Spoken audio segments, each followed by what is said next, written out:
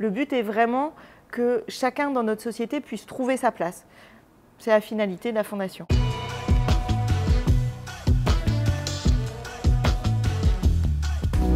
La Fondation Émergence, en fait, je crois aussi qu'on partage le goût de l'entrepreneuriat. Faire en sorte que voilà, des projets utiles socialement soient aussi pérennes sur le plan économique. Bonjour à toutes et à tous, bienvenue pour cette nouvelle émission du Grand Entretien. On est ici et puis on vous expliquera pourquoi dans quelques instants au siège de Groupama Auvergne-Rhône-Alpes avec la déléguée générale de la Fondation Émergence. Bonjour. Bonjour. Fanny Lafort-Delru, vous êtes déléguée générale de la Fondation Émergence depuis 4 ans. Est-ce que vous pourriez nous présenter ce que c'est que cette fondation? Bien sûr. La Fondation Émergence, à l'origine, ce sont 5 dirigeants lyonnais qui ont eu envie, besoin d'agir pour leur territoire et pour le fait que les personnes vivent mieux ensemble sur leur territoire. Donc ils se sont dit comment on peut agir? Eh bien on va agir en donnant nos compétences à ceux qui œuvrent directement et qui sont dans l'action sur le terrain. Donc des chefs d'entreprise qui sont réunis d'abord en association, je crois, en 2008. En 2008, ils ont créé l'association Émergence. Voilà, donc, qui avait envie d'aider d'autres entrepreneurs, c'était un peu ça au démarrage. Est-ce qu'il y avait une ligne directrice particulière, parce qu'on n'aide pas n'importe quel type d'entrepreneur? C'était quoi leur première intention? La finalité étant d'améliorer le mieux vivre ensemble, ça s'est très vite orienté sur l'accompagnement d'entrepreneurs relevant de l'économie sociale et solidaire. Donc on va être sur un accompagnement de projet qui va s'adresser à des publics fragiles ou à des publics en difficulté, des personnes en situation de handicap, des personnes âgées, des jeunes décrocheurs, des jeunes des quartiers prioritaires de la ville. Le but est vraiment que chacun dans notre société puisse trouver sa place. C'est la finalité de la Fondation. En fabriquant du coup sa propre entreprise ou en ayant son propre projet. Exactement. Dans ce secteur un peu particulier de l'économie sociale et solidaire. Ce n'est pas un hasard si c'est né à Lyon, c'est vraiment un endroit où il y a un nombre assez impressionnant de structures, d'incubateurs. On sent que l'économie sociale et solidaire ici à Lyon vit bien et c'est aussi pour ça qu'on avait envie de vous rencontrer. Ils créent ça en mode association et puis très vite ça se transforme en fondation. Quel était l'intérêt pour eux de faire cette transformation et ce changement de statut en fait? Alors au bout de 2 ans, effectivement, la réflexion a abouti à la création de la Fondation. L'idée, c'était que la Fondation, ayant des mandats et des durées de 5 ans, soit sur une vraie pérennité. Donc toutes les entreprises qui s'engagent à nos côtés, puisqu'on a des entreprises qui financent cette Fondation, soient sur une vraie pérennité et qu'on puisse avoir des actions long terme sur 5 ans, puisqu'on est sur des mandats de 5 ans. Donc aujourd'hui, la Fondation Émergence, c'est un certain nombre, ce qu'on appelle les fondateurs d'ailleurs, qui sont au nombre de 43. C'est ça. Qui sont ces 43 chefs d'entreprise, entrepreneurs? Il y a qui dans ces fondateurs aujourd'hui? Alors on œuvre sur la métropole de Lyon, donc ce sont des entreprises qui sont situées sur Lyon ou la métropole, ou une agence, ou comme ici un groupe régional. Donc ce sont des grosses structures pour les premières, je dirais les premières, qui sont plus institutionnelles, des banques. On a Groupama, la Caisse d'épargne, il y a AXA, Apicil, Banque Populaire, Caisse d'épargne, voilà. Et puis après des grosses ETI, des industriels, menuiseries, etc. Ou des PME, voire des TPE. On a des fondateurs qui ont 2 salariés, 10 salariés et chacun trouve sa place et c'est vraiment ce qui fait la richesse de notre écosystème, c'est qu'on a un public des fondateurs et des personnes impliquées de différents horizons. Donc c'est souvent les dirigeants qui s'engagent, ils mettent d'abord un peu de capital pour faire vivre la structure et puis derrière on parlait de bénévolat de compétences, c'est-à-dire qu'ils mettent à disposition soit leurs compétences, soit les compétences de leurs équipes pour accompagner les porteurs de projets. C'est ça le fonctionnement et la mécanique? C'est ça. Notre modèle, en fait, on a, je dirais, deux publics. On a d'un côté les fondateurs qui, effectivement, financent la fondation et mettent à disposition leurs compétences, dirigeants et collaborateurs. Et de l'autre côté, des porteurs de projets qui, eux, sont directement impliqués sur le terrain et qui ont besoin de nous pour se développer dans leur activité.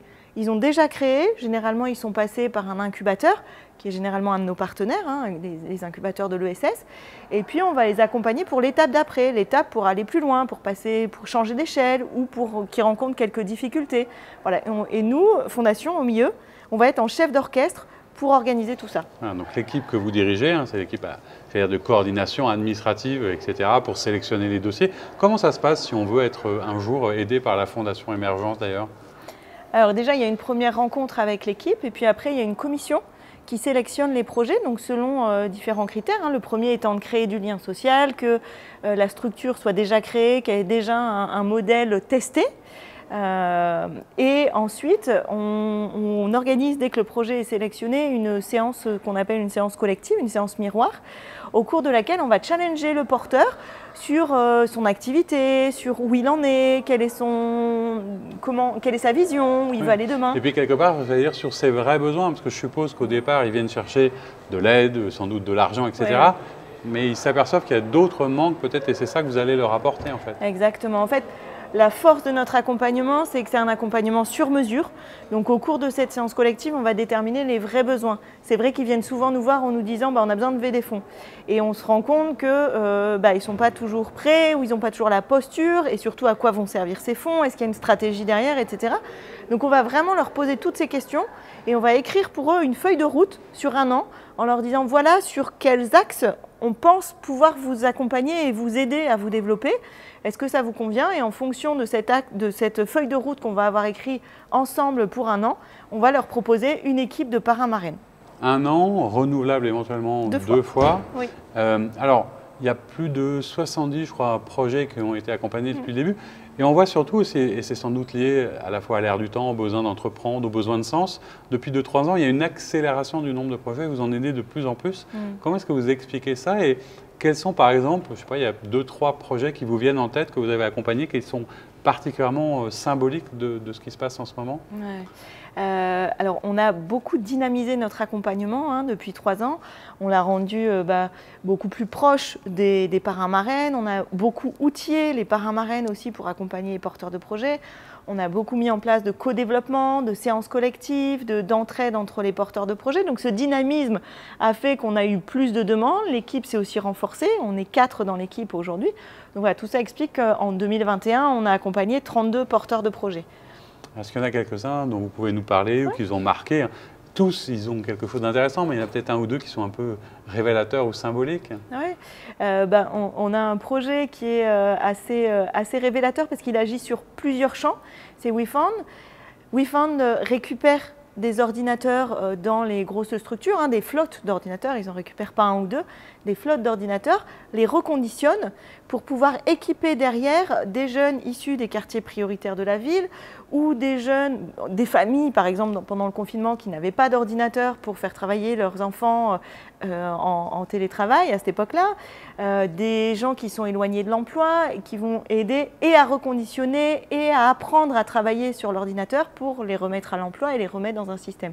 Donc là, on a une chaîne globale qui va et environnementale en récupérant les ordinateurs et en faisant qu'ils ne partent pas en déchets, et le côté solidaire de transmettre à des jeunes quartiers prioritaires de la ville. Voilà. On en a un autre, par exemple, très symbolique en ce moment, qui est les ateliers d'audace, qui, sur le même concept, va récupérer des vélos, va les reconditionner aussi par des personnes en insertion et les remettre dans un circuit de distribution. D'accord. Est-ce qu'il y en a une autre auquel vous pensez? On parlait, je crois, en préparant cette émission, de choses autour du e-sport aussi, non? Tout à fait. C'est un projet qu'on accompagne, qui est arrivé récemment. Pour montrer que vraiment, c'est aussi la jeune génération qui s'empare des vraies tendances aujourd'hui. Tout à fait. Ce projet s'appelle NEC, qui utilise, donc ça va être un tiers-lieu. Là, pour l'instant, ils font des événements hors les murs.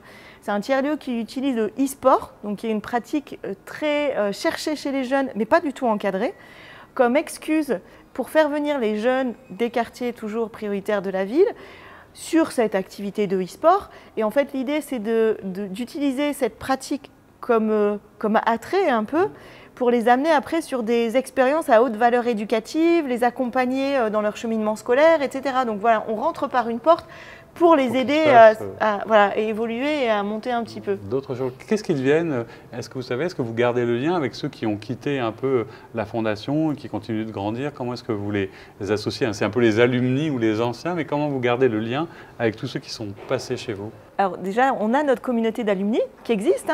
Donc le projet, on dit qu'un projet qui a été accompagné par Émergence ne quitte jamais Émergence.